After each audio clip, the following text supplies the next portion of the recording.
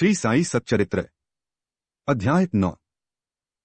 विदा होते समय बाबा की आज्ञा का पालन और अवज्ञा करने के परिणामों के कुछ उदाहरण।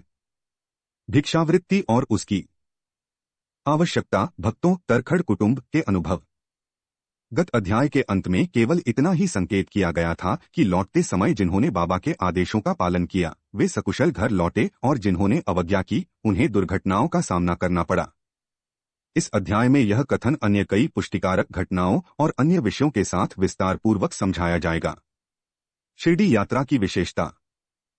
शिरडी यात्रा की एक विशेषता यह थी कि बाबा की आज्ञा के बिना कोई भी शिरडी से प्रस्थान नहीं कर सकता था और यदि किसी ने किया भी तो मानो उसने अनेक कष्टों को निमंत्रण दे दिया। परंतु यदि किसी को शिरडी छोड़ने की आज्ञा हुई तो फिर वहां उसका ठहरना नहीं हो सकता था। जब भक्तगण लौटने के समय बाबा को प्रणाम करने जाते तो बाबा उन्हें कुछ आदेश दिया करते थे जिनका पालन अति आवश्यक था। यदि इन आदेशों की अवज्ञा कर कोई लौट गया तो निश्चय ही उसे किसी न किसी दुर्घटना का सामना करना पड़ता था। ऐसे कुछ उदाहरण यहाँ दिए जाते हैं। तात्या कोते पाटिल। एक समय तात्या कोते पाटिल तांगे में बैठकर कोपरगांव के बाजार जा रहे थे। वे शीघ्रता से मस्जिद में आए, बाबा को नमन किया और कहा कि मैं कोपरगांव के बाजार को जा रहा हूं।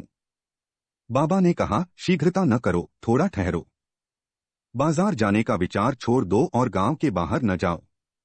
उनकी उतावले को देखकर बाबा ने कहा, अच्छा, कम से कम श्यामा को तो साथ लेते जाओ।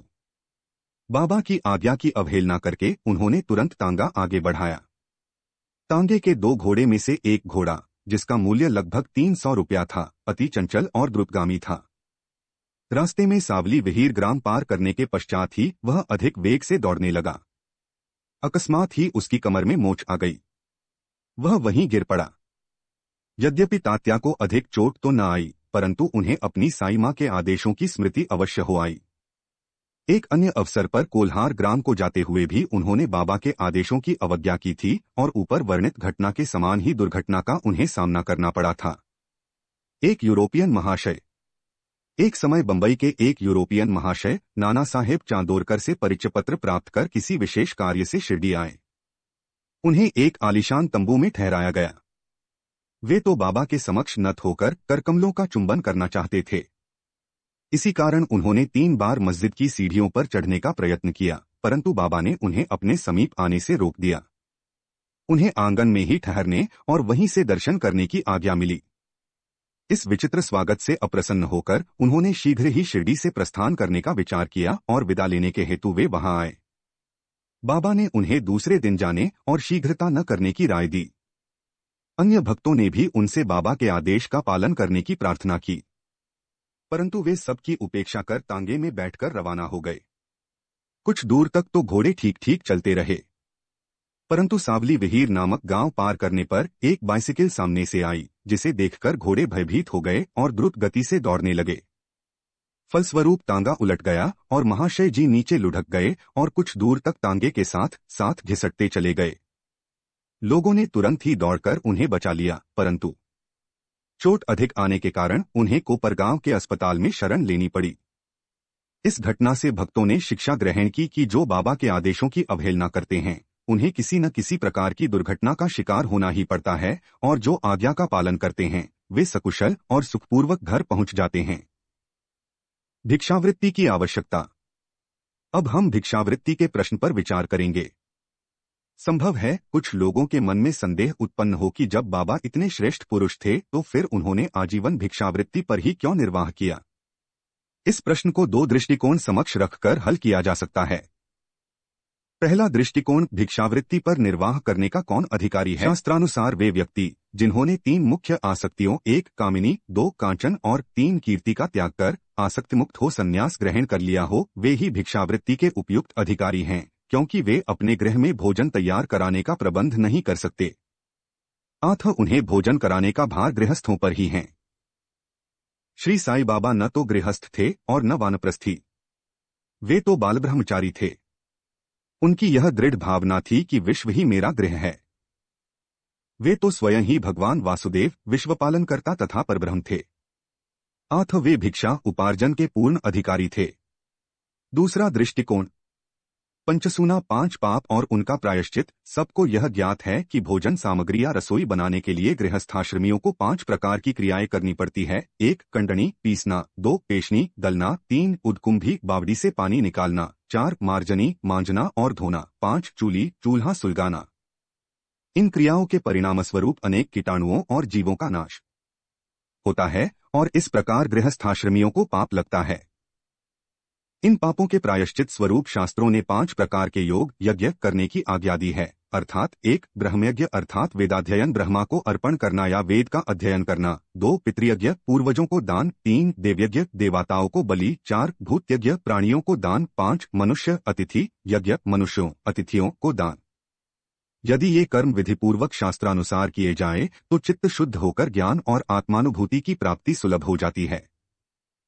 बाबा द्वार द्वार पर जाकर गृहस्थाश्रमियों को इस पवित्र कर्तव्य की स्मृति दिलाते रहते थे और वे लोग अत्यंत भाग्यशाली थे जिन्हें घर बैठे ही बाबा से शिक्षा ग्रहण करने का अवसर मिल जाता था। भक्तों के अनुभव। अब हम अन्य मनोरंजक विषयों का वर्णन करते हैं। भगवान कृष्ण ने गीता में कहा है, जो मुझे भक्तिपूर्वक केवल एक पत्र, फूल, फल या जल भी अर्पण करता है तो मैं उस शुद्ध अंतःकरण वाले भक्त के द्वारा अर्पित की गई वस्तु को सहर्ष स्वीकार कर लेता हूँ।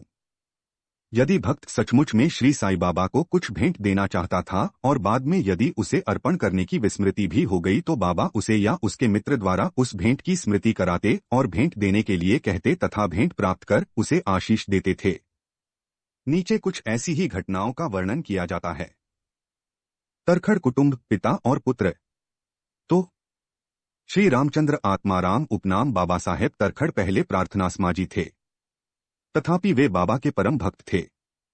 उनकी स्त्री और पुत्र बाबा के एकनिष्ठ भक्त थे। एक बार उन्होंने ऐसा निश्चय किया कि पुत्र व एक पत्रम पुष्पं फलं तोयं यो में भक्त्या प्रयच्छति ततः भक्तियुपहृतमश्नामि प्रयतात्मनः। गीता 9:26। उसकी मां ग्रीष्मकालीन छुट्टियां शिरडी में ही व्यतीत करें, परंतु पुत्र बांद्रा छोड़ने को सहमत न हुआ। उसे भय था कि बाबा का पूजन घर में विधिपूर्वक न हो सकेगा, क्योंकि पिताजी प्रार्थना समाजी हैं और संभव है कि वे श्री साईं बाबा के पूजनादि का उचित ध्यान न रख सकें। परंतु पिता के आश्वासन देने पर कि पूजन यथाविधि ही होता रहेगा, मां और पुत्र ने एक शुक्रवार की रात्रि में शिरडी को प्रस्थान कर दिया। दूसरे दिन शनिवार को श्रीमान तरखड़ ब्रह्म मुहूर्त में उठे और स्नानादि कर पूजन प्रारंभ करने के पूर्व बाबा के समक्ष साष्टांग दंडवत करके बोले, हे बाबा, मैं ठीक वैसा ही आपका पूजन करता रहूंगा जैसे कि मेरा पुत्र करता रहा है, परंतु कृपा कर इसे शारीरिक परिश्रम तक ही सीमित न रखना। ऐसा कहकर उन्होंने पूजन आरंभ किया और मिश्री का नैवेद्य अर्पित किया, जो दोपहर के भोजन के समय प्रसाद के रूप में वितरित कर दिया गया। उस दिन की संध्या तथा अगला दिन इतवार भी निर्विघ्न व्यतीत हो गया। सोमवार को उन्हें ऑफिस जाना था, परंतु वह दिन भी निर्विघ्न निकल गया। श्री तरखड़ ने इस प्रकार अपने जीवन में कभी पूजा न की थी। उनके हृदय में अति संतोष हुआ कि पुत्र को दिए गए वचनानुसार पूजा यथाक्रम संतोषपूर्वक चल रही है। अगले दिन मंगलवार को सदैव की भांति उन्होंने पूजा की और ऑफिस को चले गए। दोपहर को घर लौटने पर जब वे भोजन को बैठे तो थाली में प्रसाद न देखकर उन्होंने अपने रसोइये से इस संबंध में प्रश्न किया। उसने बतलाया कि आज विस्मृतिवश वह नैवेद्य अर्पण करना भूल गए हैं। यह सुनकर वे तुरंत अपने आसन से उठे और बाबा को दंडवत कर क्षमायाचना करने लगे तथा बाबा से उचित पथ प्रदर्शन न करने तथा पूजन को केवल शारीरिक परिश्रम तक ही सीमित रखने के लिए उलाहना देने लगे। उन्होंने संपूर्ण घटना का विवरण अपने पुत्र को पत्र द्वारा सूचित किया और उससे प्रार्थना की कि वह पत्र बाबा के श्री चरणों पर रखकर उनसे कहना कि वे इस अपराध के लिए क्षमा प्रार्थी हैं। यह घटना बांद्रा में लगभग दोपहर को हुई थी और उसी समय शिरडी में जब दोपहर की आरती प्रारंभ होने ही वाली थी कि बाबा ने श्रीमती तरखड़ से कहा, माँ, मैं कुछ भोजन पाने के विचार से तुम्हारे घर बांद्रा गया था। द्वार में ताला लगा देखकर भी मैंने किसी प्रकार गृह में प्रवेश किया, परंतु वहां देखा कि भाऊ श्री तरखड़ मेरे लिए कुछ भी खाने को नहीं रख गए हैं। आठ मैं भूखा ही लौट आया हूँ। किसी को भी बाबा के वचनों का अभिप्राय समझ में नहीं आया, परंतु उनका पुत्र जो समीप ही खड़ा था सब कुछ समझ गया कि बांद्रा में पूजन में कुछ तो त्रुटि हो गई है, इसलिए वह बाबा से लौटने की अनुमति मांगने लगा। परंतु बाबा ने आज्ञा न दी और वहीं पूजन करने का आदेश दिया। उनके पुत्र ने शिरडी में जो कुछ हुआ उसे पत्र में लिखकर पिता को भेजा और भविष्य में पूजन में सावधानी बरतने की विनती की।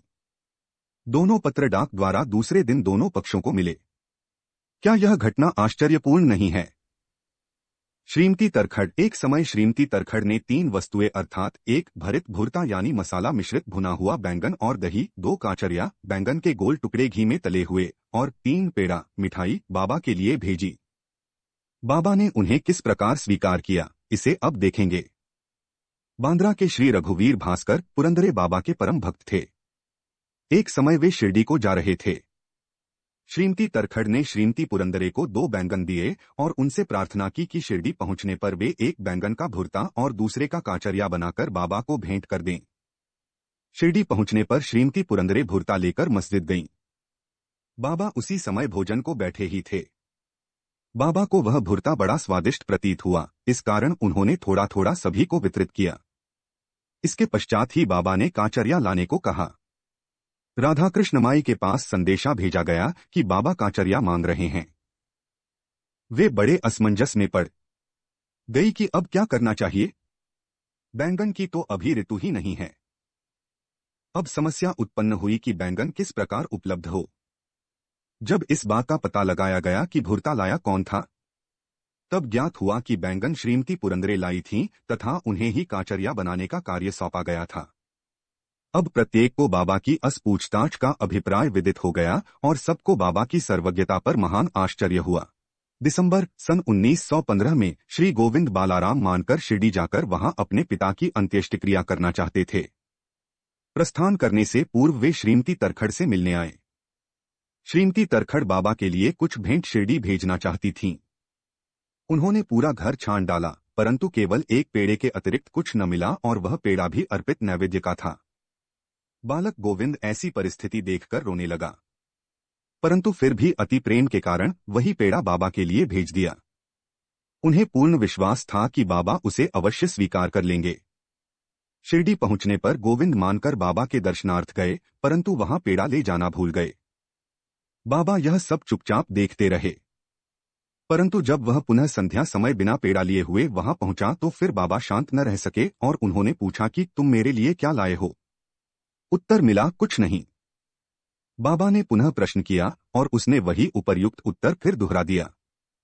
अब बाबा ने स्पष्ट शब्दों में पूछा, क्या तुमने मां श्रीमती तरखड़ ने चलते समय कुछ मिठाई नहीं दी थी?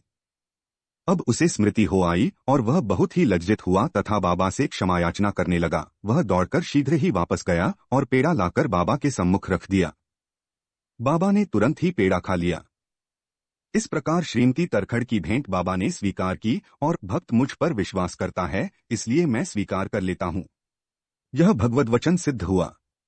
बाबा का संतोषपूर्वक भोजन। एक समय श्रीमती तरखड़ शिरडी हुई थीं। दोपहर का भोजन प्रायः तैयार श्री साई सच्चरित्र हिंदी हो चुका था और थालियां परोसी जा रही थीं कि उसी समय वहां एक भूखा कुत्ता आया और भौंकने लगा। श्रीमती तरखड़ तुरंत उठीं और उन्होंने रोटी का एक टुकड़ा कुत्ते को डाल दिया। कुत्ता बड़ी रुचि के साथ उसे खा गया। संध्या के समय जब वे मस्जिद में जाकर बैठीं तो बाबा ने उनसे कहा, मां, आज तुमने मुझे बड़े प्रेम से खिलाया, मेरी भूखी आत्मा को बड़ी सांत्वना मिली है। सदैव ऐसा ही करती रहो, तुम्हें कभी न कभी इसका उत्तम फल अवश्य प्राप्त होगा। इस मस्जिद में बैठकर मैं कभी असत्य नहीं बोलूंगा, सदैव मुझ पर ऐसा ही अनुग्रह करती रहो। पहले भूखों को भोजन कराओ, बाद में तुम भोजन किया करो। इसे अच्छी तरह ध्यान में रखो। बाबा के शब्दों का अर्थ उनकी समझ में न आया, इसलिए उन्होंने प्रश्न किया, भला मैं किस प्रकार भोजन करा सकती हूं? मैं तो स्वयं दूसरों पर निर्भर हूं और उन्हें दाम देकर भोजन प्राप्त करती हूं। बाबा कहने लगे, उस रोटी को ग्रहण कर मेरा हृदय तृप्त हो गया है और अभी तक मुझे डकारें आ रही हैं। भोजन करने से पूर्व तुमने जो कुत्ता देखा था और जिसे तुमने रोटी का टुकड़ा दिया था, वह यथार्थ में मेरा ही स्वरूप था और इसी प्रकार अन्य प्राणी, बिल्लियां, सुअर, मक्खियां, गाय आदि भी मेरे ही स्वरूप हैं। मैं ही उनके आकारों में डोल रहा हूं। जो इन सब प्राणियों में मेरा दर्शन करता है वह मुझे अत्यंत प्रिय है। इसलिए द्वैत या भेदभाव भूलकर तुम मेरी सेवा किया करो। एक इस अमृत तुल्य उपदेश को ग्रहण कर वे द्रवित हो गईं और उनकी आंखों से अश्रुधारा बहने लगी, गला रुंध गया और उनके हर्ष का परावार न रहा। शिक्षा। समस्त प्राणियों में ईश्वर दर्शन करो, यही इस अध्याय की शिक्षा। 1। यो मां पश्यति सर्वत्र सर्वं च मयि पश्यति तस्याह न प्रणश्यामि स च मे न प्रणश्यति है। उपनिषद, गीता और भागवत का यही उपदेश है कि ईशावास्यमिदं सर्वम, सब प्राणियों में ईश्वर का ही वास है, इसका प्रत्यक्ष अनुभव करो। अध्याय के अंत में बतलाई गई घटना तथा अन्य अनेक घटनाएं जिनका लिखना अभी शेष है, स्वयं बाबा ने प्रत्यक्ष उदाहरण प्रस्तुत कर दिखाया कि किस प्रकार उपनिषदों की शिक्षा आचरण में लाना चाहिए। इस प्रकार श्री साईं बाबा शास्त्र ग्रंथों की शिक्षा दिया करते थे। श्री सद्गुरु साईनाथार्पणमस्तु। शुभं भवतु।